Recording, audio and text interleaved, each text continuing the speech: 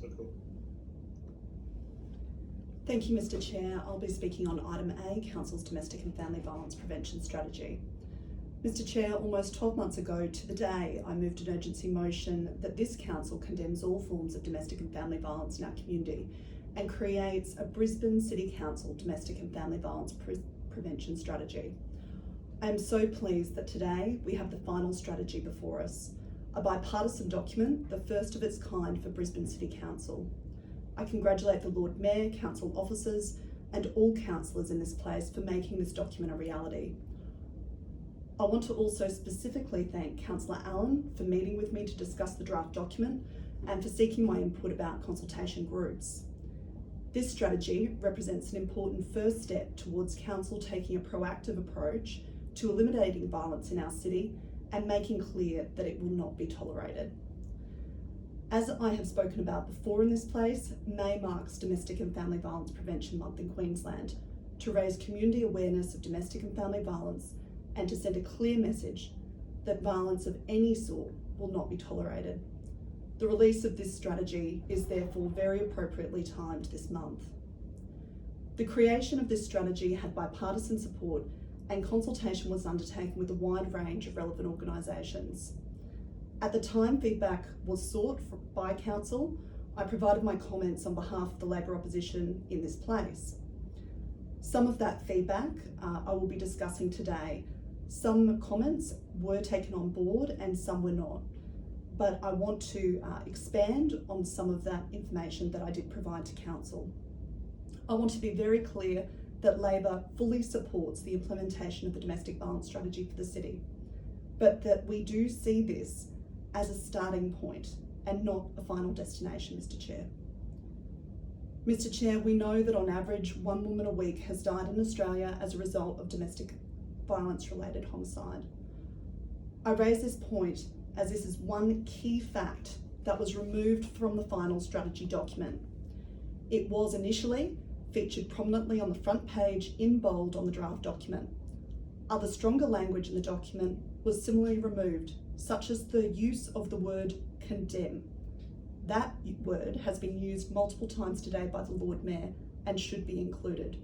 We as a council should condemn domestic and family violence in our community. Also, the title of the document itself, it's now called the Domestic and Family Violence Strategy. The word prevention has been removed from the title of the document, and that should be reinstated. It is the reason we are all supportive of this strategy today, to prevent domestic and family violence in our communities. Mr Chair, my view is that the 1 woman a week statistic is critically important for the public to be aware of, as it points not only to the gravity of the issue we are dealing with, but also to the gendered nature of domestic violence. Similarly, by council publicly stating that it condemns violent behaviours sends a clear message about council's position and zero tolerance approach. The purpose of creating this strategy was to see the prevention of violence in our city, and that word should never have been removed from the title. The online source Counting Dead Women has reported this week that 21 women have been killed by a violent act in the 21 weeks since the start of this year. In February, we are all aware, and Councillor Cunningham has detailed, the brutal murder that particularly shocked the nation and our local community of Hannah Clark and her 3 beautiful children by her estranged husband, Rowan Baxter, in Camp Hill. We cannot be silent on this fact, nor should we. We have heard lots of words from politicians on issues of domestic violence in recent years, and particularly after those murders that are very public in nature. The reality is, today, Mr Chair, there have been hundreds of police call-outs for domestic violence related matters across this country. In the wake of Hannah and her children's deaths, we saw the Senate vote to establish a new inquiry into domestic violence with particular regard to violence against women and their children. The report was due by August 13, 2020. That report, back 3 months early, with no submissions and no public hearings. No doubt, there will be another inquiry to remedy the failures of the first after public outcry, but I don't raise this to point the finger at other levels of government. I raise this to highlight the fact that governments can produce documents and can speak words that, unless supported by critical funding and practical support, do not make a difference to those experiencing violence every day in this city. As a council, the largest city council in this country with a $3.1 billion budget, we are uniquely placed to not only raise awareness of domestic and family violence in our city, but to deliver tangible services and support. The strategy defines council's key role as one of education, that we do not play a critical role in the community prevention and responding to violence. I think this is a flawed premise.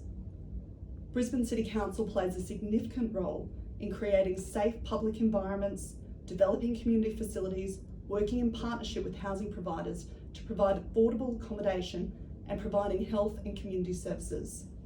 We also have the ability to demonstrate leadership in resourcing and coordinating strategies with our partners across a spectrum of services and settings, including the state and federal government, and a commitment should be made to engaging with and fostering those relationships with the relevant departments at other levels of government so that we can take a proactive approach to extending our reach and impact in stopping violence in this city. One way to do this would be to establish and resource a Brisbane City Council Domestic Violence Prevention Strategy Committee to assist with the ongoing monitoring, development and implementation of this strategy, which would also include consultation with key interest groups as well as state and federal government representatives. Another meaningful response would be to seek to partner with and support the Queensland Government Domestic and Family Violence Prevention Council, where strategies overlap with council jurisdiction. Overall, the document should be amended to reflect specific timeframes and actions. There is very little description of actual actions to be undertaken by council and the timeframe of the document and specific action items, as well as when the document itself will be reviewed.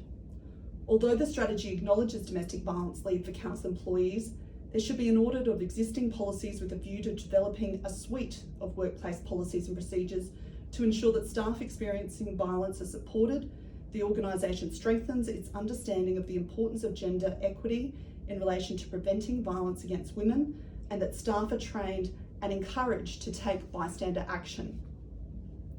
I was pleased to see the recognition of community leased facilities for domestic violence support services. I think this extends to council playing a proactive role in identifying and establishing safe and welcoming and inclusive spaces and service sites like we have recently seen with Beyond DV. This is a wonderful example where council has been able to accommodate critical support services, the first of its kind in a council leased site to my knowledge. And I recognise also the support of the Lady Mayoress in establishing that service. Another key component that was removed from the final strategy was a commitment that safety and security would be a key consideration in all council planning decisions. This should not have been removed. We know that council's role in city planning is a critical juncture where council can have a real practical impact for those impacted by violence. This action would also open the door for undertaking a safety audit of all public spaces and places and help to place a lens of safety over all city planning activities. This also goes hand in hand with dealing with the issue of homelessness, which we know domestic violence is a leading cause, particularly for women in our city. Again, the development of a homelessness strategy could be a critical step to ensuring the reach and breadth of this domestic violence prevention strategy and to maximise it. Which brings me to my final point. Although this strategy identifies potential sources of funding for domestic violence related initiatives, it does not create or commit additional funds for this purpose. This is critical if we are to respond in a meaningful way. As the largest council in Australia with a $3.1 billion budget, I think we have an obligation to do better in this space, and I think we can do better. This strategy is a start and a step in the right direction. I hope that this is the start of a conversation and not the end. When it comes to stopping domestic and family violence in our community, we all have a role to play, and Brisbane City Council's role cannot be understated. That role is only limited by the people in this room. I know that the commitment is here and that every councillor in this place is committed to doing their best for this city. So let's ensure that this is the start of the conversation And that way, as the Red Rose Foundation would say, we can all change the ending together.